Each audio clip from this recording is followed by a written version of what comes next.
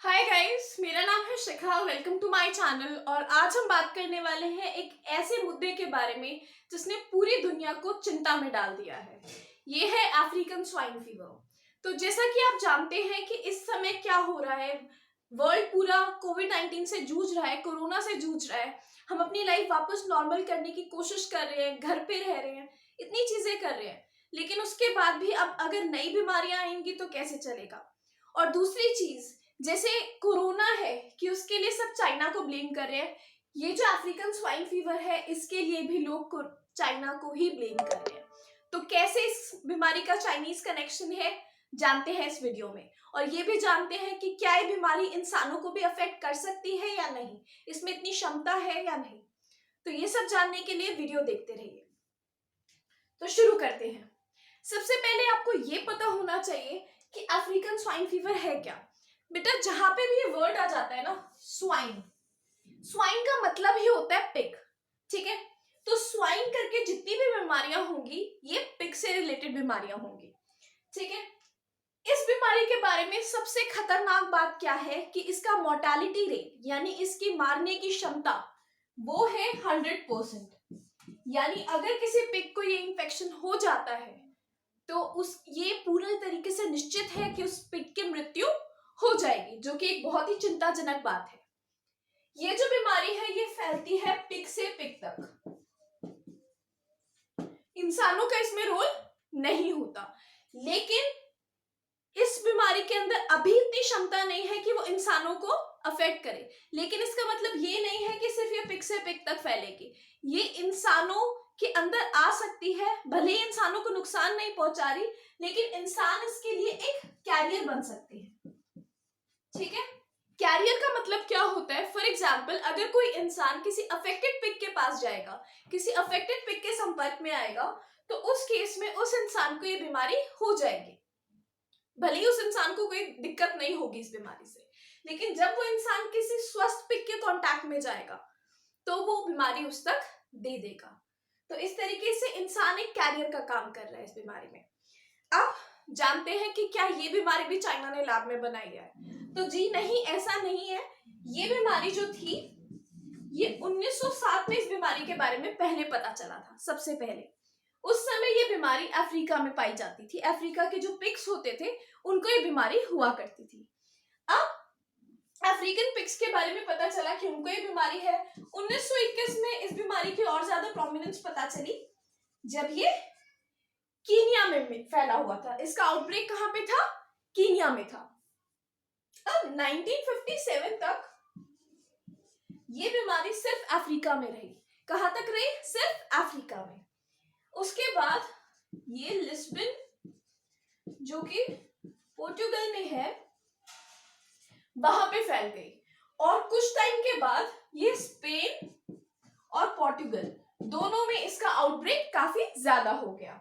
उन्होंने क्या किया, एक मैसिव रेट पे पिग्स की स्लॉटरिंग की, यानी कि पिग्स को मारा और इस बीमारी पर काबू पाया। 1990 के दशक में इस बीमारी को स्लॉटरिंग के थ्रू इस बीमारी पर ऑलमोस्ट काबू पा लिया गया। इतना पा लिया गया कि पिछले कुछ दशकों में इस बीमारी का कोई केस नहीं आ रहा था। फिर अचानक 2019 में इस बीमारी का आउटब्रेक हुआ चाइना में। चाइना में एक जगह है शिजांग नाम की, जो कि अरुणाचल प्रदेश से बॉर्डर शेयर करती है। किससे बॉर्डर शेयर करती है? अरुणाचल प्रदेश से। अब क्योंकि ये अरुणाचल प्रदेश से बॉर्डर शेयर करती है, और उस सबसे बड़ी बात कि ये जो बीमारी है अफ्रीकन स्वाइन फीवर, ये एक वायरस से होती है। तो कोई वायरल बीमारी यहां से यहां तक ट्रैवल करने में ज्यादा टाइम तो नहीं लगाएगी ना। तो वही प्रॉब्लम हुई कि ये बीमारी यहां से अरुणाचल प्रदेश में पहुंची, और फिलहाल जब हम बात कर रहे हैं तो ऑलरेडी 3000 से ज्यादा पिग्स की डेथ हो चुकी है। ठीक है, जो कि हमारे लिए बहुत चिंताजनक बात है। और ये जो मैं आपको आंकड़े बता रही हूँ ये सिर्फ इंडिया के हैं, वर्ल्ड की बात अलग है।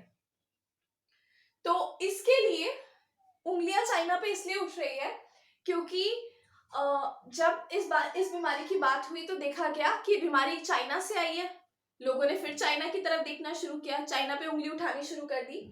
तो चाइना ने ये कह के अपना पल्ला झाड़ लिया कि ये बीमारी हमारे यहाँ से नहीं आई, ये बीमारी तो इंडोनेशिया से आई है। इंडोनेशिया के कुछ पिग्स थे जो अफेक्टेड थे, वो चाइना में आए और उन्होंने यहाँ पे आउटब्रेक किया।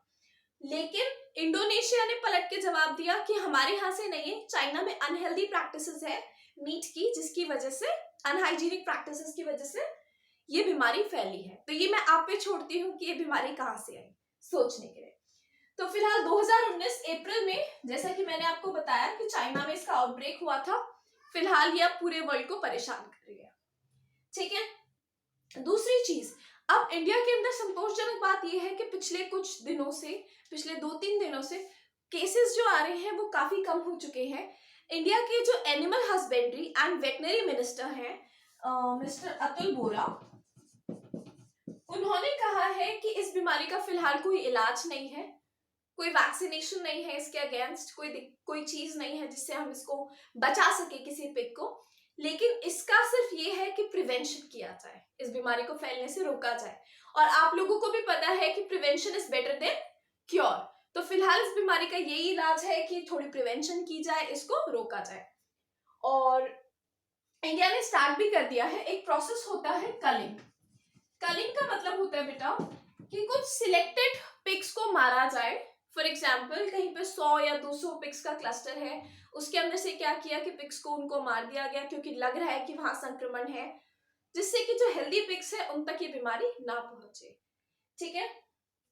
और दूसरी चीज ये कि जैसा मैंने आपको बताया कि ये अफ्रीकन स्वाइन फीवर है, ऐसे ही और बीमारियां भी है। जैसे फॉर एग्जाम्पल आपने सुना होगा क्लासिक स्वाइन फीवर,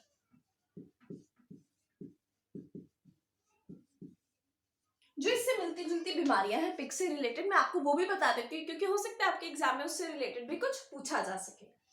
तो क्लासिक स्वाइन फीवर क्या होता है कि ये भी एक तरीके की बीमारी है जो पिग्स में होती है, और ये जो बीमारी है इसकी भी कोई मेडिकेशन अब तक अवेलेबल नहीं है अफ्रीकन स्वाइन फीवर की तरह।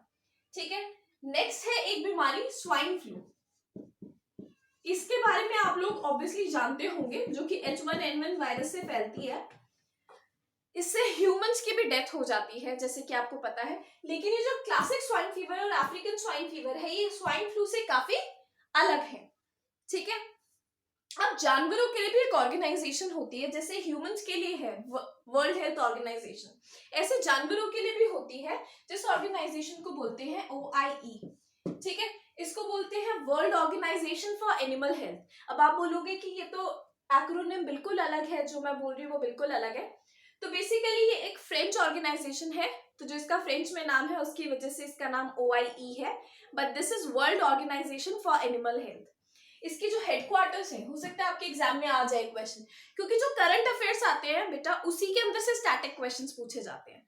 तो ये बहुत मैं आपको रिकमेंड करूंगी कि करंट अफेयर्स पे अपनी नजर बनाए रखें। जल्दी हम भी एक करंट अफेयर्स का नया कोर्स लॉन्च करने वाले हैं इस मंडे से। तो I would really advice you कि आप करंट अफेयर्स को बिल्कुल अच्छे से करें, क्योंकि करंट अफेयर्स से ही स्टैटिक क्वेश्चंस आते हैं। तो जो ये है ऑर्गेनाइजेशन, इसके हेडक्वार्टर्स है पेरिस में, पेरिस फ्रांस। ठीक है। आपसे हो सकता है एग्जाम में क्वेश्चन पूछ लिया जाए कि इसके अंदर कितनी कंट्रीज हैं, तो फिलहाल इसके पार्ट है 182 कंट्रीज, जिसमें से इंडिया भी एक है। तो अभी इनको इंफॉर्मेशन दे दी गई है कि ऐसे ऐसे प्रॉब्लम है, आप कुछ बताइए, तो उम्मीद करते हैं कि इससे भी हम बच सके। दूसरा, जो वायरस से होने वाली बीमारियां हैं, इनके लिए दवाइयां बनाना बहुत मुश्किल होता है, क्योंकि जो वायरल दवाइयां हैं, जो वायरस है, उनके अपने पाथवेज नहीं होते, वो आपकी बॉडी के पाथवेज से फंक्शन करते हैं। तो उनके पाथवेज ब्लॉक करना यानी कि अपनी बॉडी के पाथवेज ब्लॉक करना, जो आपके लिए फैटल हो सकते हैं। लेकिन एंटीबैक्टीरियल मेडिसिन बनाना आसान होता है, क्योंकि बैक्टीरिया के अपने पाथवेज होते हैं। तो बैक्टीरिया के पाथवेज ब्लॉक करें, बैक्टीरिया को क्योर किया, बैक्टीरियल डिजीज को क्योर किया। लेकिन वायरल डिजीजेस को क्योर करना आसान नहीं होता। तो ऐसी सिचुएशन में जो वायरल बीमारियां हैं, ये बहुत ज्यादा चिंताजनक है। अभी कुछ दिन पहले एक हांटा वायरस करके भी काफी नाम आया था, लेकिन अच्छी बात है कि ये कंट्रोल हो गया है। ये रोडेंट से होता है, रोडेंट्स यानी कि चूहे वगैरह जो होते हैं उनसे फैलता है। इस बीमारी पे तो कंट्रोल हो गया, I hope African swine fever पे भी आ जाए और जल्दी कोरोना वायरस से भी कोई सॉल्यूशन निकल जाए। सो उम्मीद करती हूँ कि इस वीडियो के अंदर आपके जो भी क्वेश्चंस थे अफ्रीकन स्वाइन फीवर को लेके वो क्लियर हो गए हो, और अब आपको इन केस कोई डाउट्स है you can write in the comment section below, and if you like the video, you know the drill, like, comment, share and subscribe. See you in the next video. Bye.